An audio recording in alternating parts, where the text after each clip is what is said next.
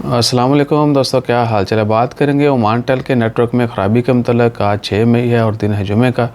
एक दफ़ा फिर तमाम दोस्तों को आपको जुमा मुबारक और उम्मीद है कि आपका दिन अच्छा गुजरा होगा इंशाअल्लाह ताला खैर। कल 5 मई जुमेरात वाले दिन से जो है ओमान टेल के नेटवर्क में कुछ मसले मसाइल हैं। इंटरनेट और कॉल और दीगर जो सर्विसेज हैं उनमें थोड़ा ब्रेक आ रहा है, या बिल्कुल ही कई इलाकों में नहीं चल रही होगी, या बिल्कुल ही कई इलाकों में सर्विस जो है वो नहीं चल रही होगी। करेक्शन भी साथ साथ ज़रूरी है, क्योंकि छोटी छोटी लोग समझ जाते हैं लेकिन उनको बहाना मिल जाता है तो करेक्शन जो है इसलिए ज़रूरी है। क्या है कि ओमान टेल ने कंफर्म कर दिया है कि कल से केबल कनेक्टिविटी की वजह से जो है साउथ बातना और दूसरा है दाखिलिया रीजन, इन दो रीजन में जो है ज़्यादातर लोगों को ओमान टेल के नेटवर्क में ख़राबी की शिकायत है।